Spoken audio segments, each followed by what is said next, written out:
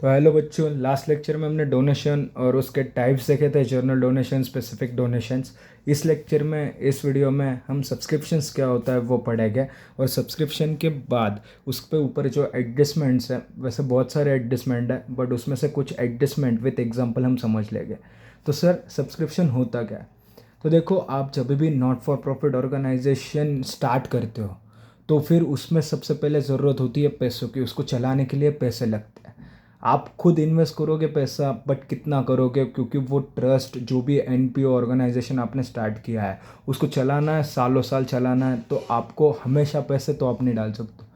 तो इसमें क्या करते हैं, आप जाते हो और डोनेशन कलेक्ट करते हो। बहुत जन आपके ट्रस्ट को डोनेशन देते हैं। हाँ, बट डोनेशन से भी काम नहीं चलता। देने वाला एक बार देता है, दो बार देता है, बार बार नहीं देता है भाई। तो फिर अभी क्या करना है? तो ये याद रखना है कि जब भी आप नॉट फॉर प्रॉफिट ऑर्गेनाइजेशन चला रहे हो तो उसमें जितने ज़्यादा मेंबर्स आप ऐड कर सको उतने ज़्यादा आप ऐड करो। क्योंकि आप जब मेंबर से कुछ फीस लेते हो या मेंबर से कुछ कलेक्शन लेते हो, ईयरली, हाफ ईयरली या फिर क्वार्टरली, तो फिर मंथली भी होता है, तो फिर वैसे आप उनके पास से जो कलेक्शन लेते हो उसी को तो सब्सक्रिप्शन बोला जाता है। तो जितने ज़्यादा आपके ऑर्गेनाइजेशन के मेंबर्स है उतना ज़्यादा आपको सब्सक्रिप्शंस मिलता रहेगा, मतलब आपके पास कलेक्शन आता रहेगा। और with the help of subscription आप आपके एनपीओ को अच्छी तरह से चला सकते हो। आपको किसी के पास जाने की ज़रूरत भी नहीं पड़ेगी। इसलिए सब्सक्रिप्शन को मेन सोर्सेस ऑफ इनकम बोला गया है। तो सब्सक्रिप्शन क्या है? देखो, subscription main sources of the income for NPO. उसके बाद subscription is a recurring amount, मतलब जो आप मेंबर्स के पास से कलेक्ट करते हो। तो receive from members on regular basis. आपका डिस आपके ऊपर है वो। आप मंथली कलेक्ट करो, क्वार्टरली कलेक्ट करो, हाफ ईयरली करो, ईयरली करो, मैटर नहीं करता। हाँ, बट आपको वो मेंबर्स आपको क्या करेगा, रेगुलर बेसिस पे कुछ ना कुछ पैसे देगा। और उसके वजह से आपका क्या होगा, एनपीओ अच्छे से चलेगा। ठीक है। तो ये याद रखना है कि आपको अगर आपकी एनपीओ अच्छे से चलानी है तो आप लोगों के पास जाना कम करो और लोगों को जोड़ना ज़्यादा स्टार्ट करो। क्योंकि जितने ज़्यादा लोग आप ज्वाइन करोगे तो उतना अच्छा आपको बेनिफिट होगा, उतना अच्छा आपका कलेक्शन होगा, आपको किसी के पास जाने की ज़रूरत नहीं होगी। ठीक है। तो ये सब्सक्रिप्शन समझा क्या है? तो ये सब्सक्रिप्शन आपका इनकम होता है। ठीक है। अभी इसके ऊपर के एडजस्टमेंट्स को हम पढ़ते हैं। सब्सक्रिप्शन के ऊपर जो एडजस्टमेंट आता है, बेसिक्स, उसके बारे में बताता हूँ। बाकी डिस्कशन ज़्यादा नहीं करता है, पहले एडजस्टमेंट समझते हैं। देखो, सब्सक्रिप्शन का एडजस्टमेंट में सबसे पहले एग्जांपल मैंने लिया। आपको क्या होगा, आपको प्रॉब्लम में रिसिप्ट एंड पेमेंट अकाउंट है क्या? ठीक है, ये गिवन हो गया, ये प्रॉब्लम है। आपको रिसिप्ट पेमेंट अकाउंट होगा बड़ा वाला, मैंने छोटा ही बनाया। तो इसमें आपको सब्सक्रिप्शन देंगे रिसिप्ट में। ठीक है। 8,000 रुपये सब्सक्रिप्शन आपके पास आया, पैसा आया है 8,000 रुपये सब्सक्रिप्शन। और नीचे एडजस्टमेंट बोला है, subscription outstanding for the current year 2,000 rupees. मतलब इस साल का सब्सक्रिप्शन आना बाकी है। आउटस्टैंडिंग मतलब एक तो आना या देना बाकी है। ये आउटस्टैंडिंग इनकम है। सब्सक्रिप्शन आपको मिलने वाला है ना, इनकम है ना। तो आउटस्टैंडिंग इनकम है ये 2,000 रुपीज़, इस साल का सब्सक्रिप्शन आना बाकी है। तो इस एडजस्टमेंट के, सॉरी, इस एग्जांपल के इफेक्ट क्या हो गया, एडजस्टमेंट के इफेक्ट क्या हो गए वो देखते हैं। ठीक है। तो देखो, अभी ये प्रॉब्लम दिया है तो सब्सक्रिप्शन अभी कहाँ पे लिखोगे? सबसे पहले सब्सक्रिप्शन। तो सब्सक्रिप्शन मैंने बोला है मेन सोर्सेस ऑफ इनकम है आपका। तो जब प्रॉब्लम सॉल्व करोगे तो आपको income, expenditure and balance sheet open करना है। मैंने ये छोटा बनाया, आपको बड़े पेज पे करना है। ठीक है। तो income, expenditure and balance sheet open करोगे अलग अलग पेज पे। तो वहाँ पे सब्सक्रिप्शन आपका क्या है, रिसिप्ट मतलब पैसा आ रहा है, इनकम है। मेन सोर्सेस ऑफ इनकम बोला ना सर, इनकम है। तो इनकम में मैंने लिख दिया सब्सक्रिप्शन कितना, रुपीज़ 8,000, इनर कॉलम, क्योंकि उसके ऊपर एडजस्टमेंट है। डन। अभी आउटस्टैंडिंग सब्सक्रिप्शन मतलब आना बाकी है। तो आउटस्टैंडिंग एक्सपेंसेस हो, इनकम हो करंट ईयर के, तो उसको हमेशा ऐड ही किया जाता है। फाइनल अकाउंट में सीखा था। तो करंट ईयर आउटस्टैंडिंग इनकम हो, एक्सपेंसेस हो, ऐड ही होगा। आना बाकी है तो ऐड कर दो। ठीक है। तो आउटस्टैंडिंग क्या होगा, हमेशा करंट ईयर का ऐड होगा। तो मैंने ये एडजस्टमेंट के दो इफेक्ट है। तो फर्स्ट इफेक्ट, आउटस्टैंडिंग इनकम है, आउटस्टैंडिंग कुछ भी हो करंट ईयर का ऐड ही होगा, तो ऐड कर दिया। टोटल इनकम कितना होने वाला है इस साल में, 10,000 रुपये। अभी 2,000 रुपये आना बाकी है, देना बाकी नहीं है, एक्सपेंसेस नहीं है, इनकम है, ये आना बाकी है। आपका पैसा है, आपका पैसा आपको आना बाकी है, तो आना बाकी है तो आपकी क्या है, एसेट है। रिस्पॉन्सिबिलिटी टू रिसीव मतलब एसेट, और रिस्पॉन्सिबिलिटी टू पे मतलब क्या होती है, लायबिलिटी।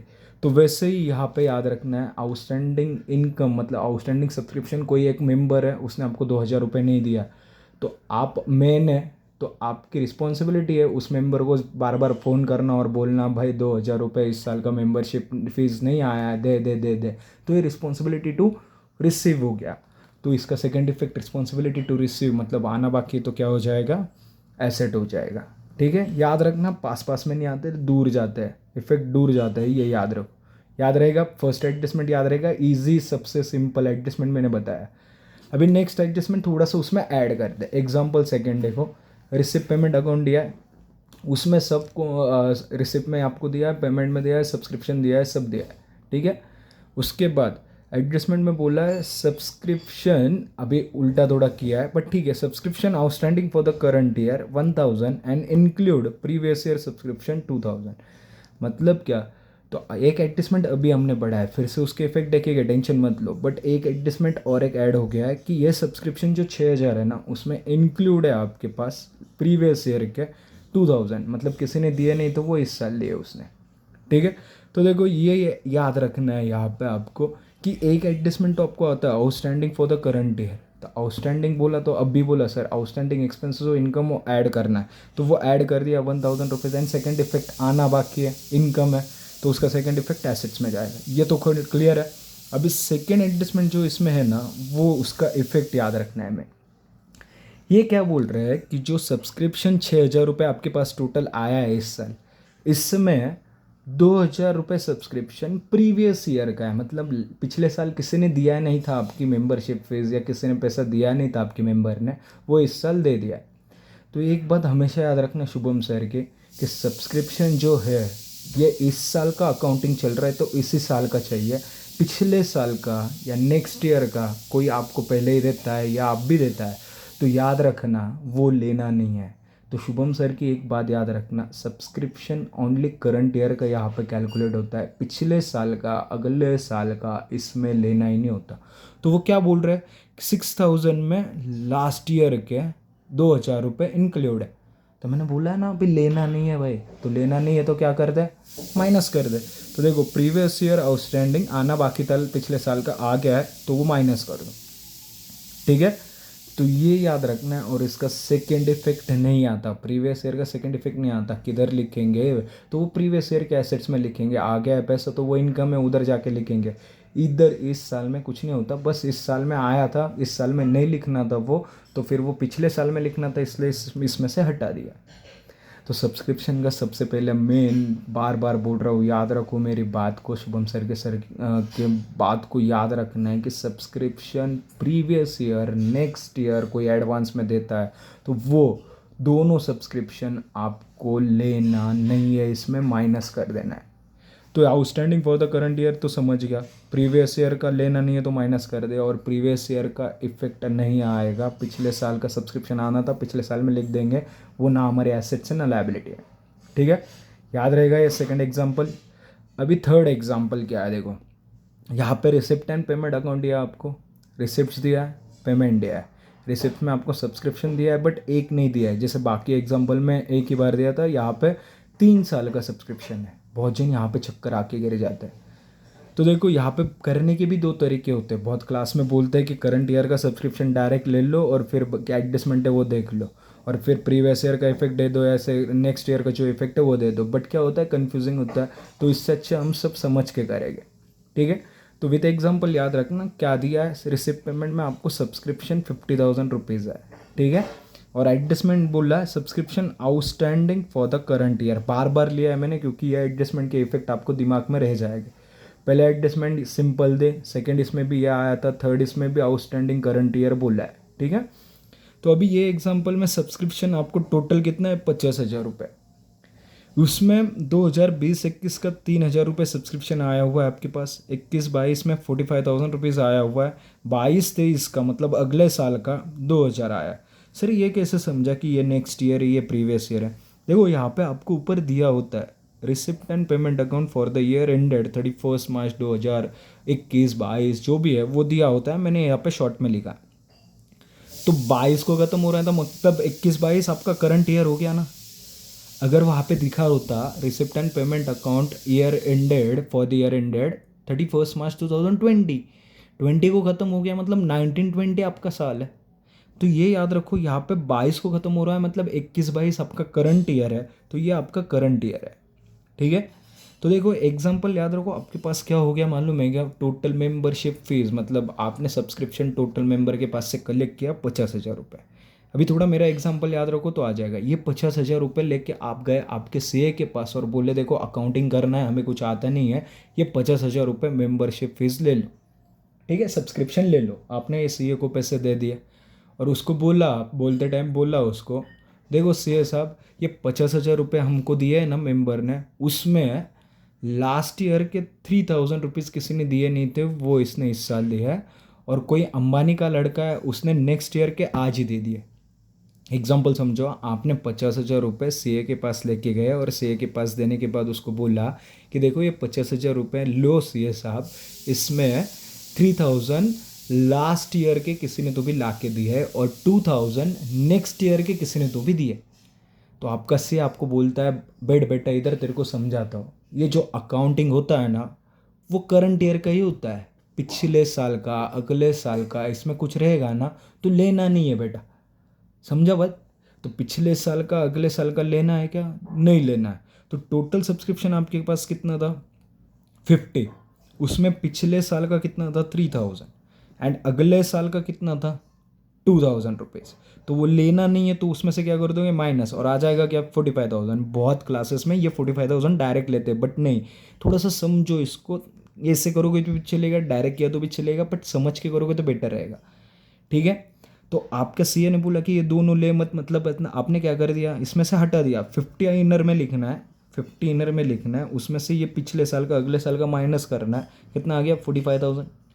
ठीक है, अब भी याद रखो पिछले साल का इफेक्ट आता है क्या? अब भी ऊपर बोला था पिछले साल का इफेक्ट नहीं आता है, क्योंकि पिछले साल का इफेक्ट पीछे इसमें लिख देंगे, ना किसी को देना है ना अपना वो आने वाला पैसा इस साल में, तो पिछले साल का सेकेंड इफेक्ट नहीं आता है। डन। हाँ, बट ये 2,000 का इफेक्ट आएगा, प्री रिसीव्ड जो आपने किया है ना वो आपको आएगा। क्यों, किधर किधर आएगा सर सेकंड इफेक्ट? तो वो देखो समझ लो, आपको अंबानी का एक लड़का है आपके मेंबर्स में, और वो अंबानी के लड़के ने आपको क्या किया, मेरे को बार बार फ़ोन मत करते जाओ, ये लो आगे का 22-23 का 2,000 भी रख लो अभी मेंबरशिप फीस। तो आपके सीए ने बोला भाई वो अंबानी का बेटा रहने दे, नहीं तो कोई भी रहने दे, अपने को नेक्स्ट ईयर का पैसा नेक्स्ट ईयर में ही लेना है। तो उसने आपको क्या किया, 50,000 में से 3,000 तो रखे वो, क्योंकि आने ही थे अपने पास, पिछले साल के आने थे, आ गए, उसका कुछ इशू नहीं। ये नेक्स्ट ईयर का जो पैसा है ना वो आपको निकाल के आपके हाथ में दे दिया और बोला देखो अगले साल का पैसा उसको अगले साल में ही लाने बोलो, इस साल में लो मत, ये लो 2,000 उसको दे दो।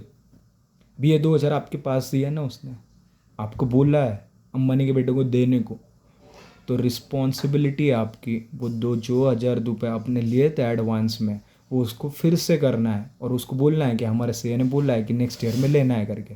तो आपकी रिस्पॉन्सिबिलिटी है जो आपने ज़्यादा लिए थे पैसे एडवांस में वो फिर से रिटर्न करने हैं, रिस्पॉन्सिबिलिटी टू पे है। तो नेक्स्ट ईयर का पैसा किसी के पास से आपने लिया है तो आपको वो फिर से करना है, ये आपके सीए ने बोला है आपको। तो इसलिए प्री रिसीव्ड सब्सक्रिप्शन रिस्पॉन्सिबिलिटी, आपको अंबानी को पैसे देना है फिर से बेटे को, तो 2,000 रुपये। तो इसका सेकंड इफेक्ट आएगा, प्रीवियस ईयर का सेकंड इफेक्ट नहीं आता है, नेक्स्ट ईयर का प्रीवियस सेकंड इफेक्ट आएगा, क्योंकि नेक्स्ट ईयर का पैसा आपको अभी नहीं लेना है, उसको फिर से करना है और फिर उसको बोलना है कि नेक्स्ट ईयर ला। तो रिस्पॉन्सिबिलिटी इसलिए इधर आएगा। डन। एंड फिर एडजस्टमेंट तो आपको अभी बोला, outstanding for the current year, तो करंट ईयर का आउटस्टैंडिंग चाहे एक्सपेंसेस हो चाहे इनकम हो ऐड ही करना है, तो ऐड कर दिया 7,000 रुपीज़। एंड करंट ईयर का आउटस्टैंडिंग आना बाकी है, बाजू बाजू में इफेक्ट नहीं जाएगा, दूर जाएगा, ये याद रखो।